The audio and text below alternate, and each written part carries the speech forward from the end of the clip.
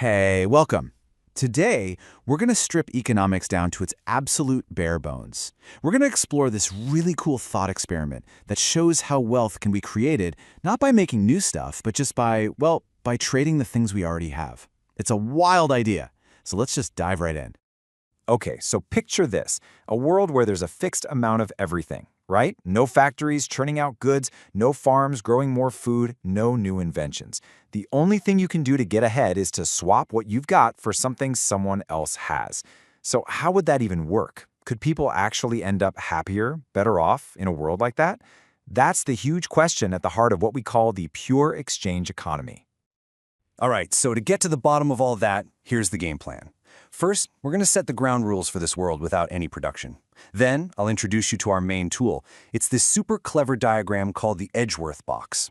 After that, we'll get into the why, the psychology of satisfaction that makes people want to trade. We'll figure out what a perfect trade even looks like. And then we'll wrap it all up by connecting it back to some huge, real-world questions about efficiency versus fairness. Okay, let's jump into our first section. Before we can really see how trade works its magic, we have to lay down the rules of the game for this pretty unique little economy. So the most important thing here is this. We're talking about a totally closed system. The total amount of stuff, it's fixed. It's set in stone. The only, and I mean only, way for anyone to make their life better is to find someone to trade with. You see, the whole point of this model is to zero in on the pure, raw power of voluntary exchange. To make this a little less abstract, let's meet our players. We've got individual A and individual B. Super simple. And they each start out with a certain amount of two things. Let's just call them good X and good Y. Now that starting pile of stuff they each have, that's called their initial endowment. It's basically what they're bringing to the bargaining table. Okay, on to section 2. So we've got our people and we've got our goods. But how in the world do we map out every single possible trade they can make? Well, for that, economists came up with this absolutely brilliant tool called the Edgeworth box. So this is the Edgeworth box. And really, you can just think of it as a map of this entire tiny two-person economy. The width of the box, that's the total amount of good X that exists. And the height, that's the total amount of good Y. Now here's the really clever part. A's perspective starts down here in the bottom left corner. But to see things from B's point of view, you have to completely flip it around and look from the top right. It's like two different maps overlaid on top of each other. Super smart. Okay, so get this. Every single point inside this box represents one specific way to divvy up all the stuff between A and B. We've got their starting point, right? We call that the initial endowment. And then you see these curved lines? Those are called indifference curves. You can think of them as personal happiness maps for each person. All right, time for section 3. We've got our map, the Edgeworth box. But what actually makes anything happen? Why would A and B want to trade in the first place? What's the motivation? Well, it all boils down to the science of satisfaction. It really all comes down to those indifference curves we just mentioned. So for any one person, every single point along one of those curves gives them the exact same level of happiness. Economists have a word for this. They call it utility. So, for example, you might be just as happy with 10 apples and 2 bananas as you would be with, say, 3 apples and 8 bananas. The curve just connects all of those combos that make you feel equally good. And that, right there, shows you the goal of the game. It's kind of like climbing a hill to get a better view, right? Our traders, A and B, they want to move from the indifference curve they're on to one that's higher up and further away from their home corner of the box. A higher curve literally means more happiness, more satisfaction. Simple as that. Okay, now check this out. This is where it gets really cool. When we put both of their indifference curves on the map, starting from where they begin, you see this lens-shaped area that pops up between them. Any trade, any point inside that lens, puts A on a higher happiness curve, and it puts B on a higher happiness curve. This is the magic zone. It's the region of all the possible win-win deals.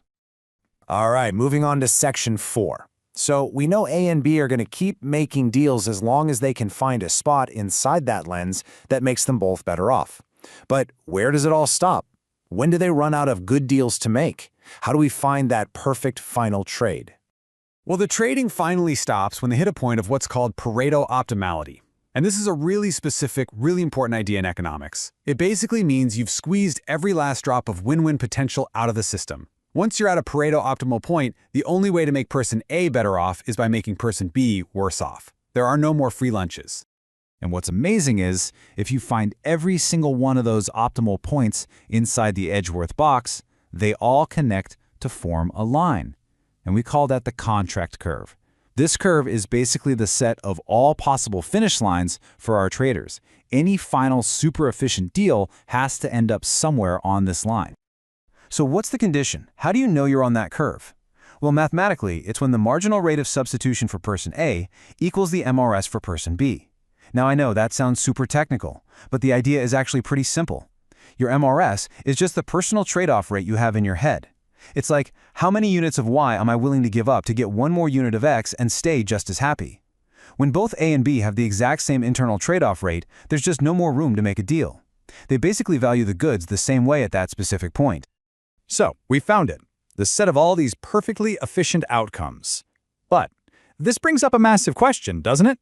Does efficient automatically mean good or fair? For our final section, we're going to zoom out and look at what this perfect little model doesn't tell us, and why efficiency, as great as it sounds, is not the whole story. And honestly, this is probably the most important thing to get. Our model is fantastic for understanding efficiency. You can think of efficiency as making the economic pie as big as it can possibly be. But the model is totally, completely silent on equity, which is all about how that pie gets divided up. You can have a situation that is perfectly efficient, where one person has 99.9% of the pie and the other has a crumb. The model says, yep, that's efficient. Now, to make the model a little more realistic, we can narrow it down to something called the core. So what's that? Well, it's the slice of that contract curve where both people are also better off than they were when they started. I mean, think about it. You're not going to voluntarily agree to a trade that makes you worse off, right? So the core is where the outcomes are not just efficient, but they're also rational deals that people would actually agree to. But of course, we've got to remember, this is just a model. It's a perfect little theoretical sandbox. The real world? It's way, way messier. We don't have perfect information. People aren't always perfectly rational computers. There are costs involved in making a trade. And this model completely ignores things like pollution, it doesn't even have production or innovation, and as we've already seen, it's totally silent on what's fair. So yeah, it's a powerful foundation for sure, but it's definitely not the whole building. And that leaves us with this final, really critical question to chew on. The pure exchange model is brilliant. It shows us how voluntary trade, all on its own, can lead to incredible efficiency. But it also forces us to look at the huge gap between what's economically optimal and what we might consider socially just.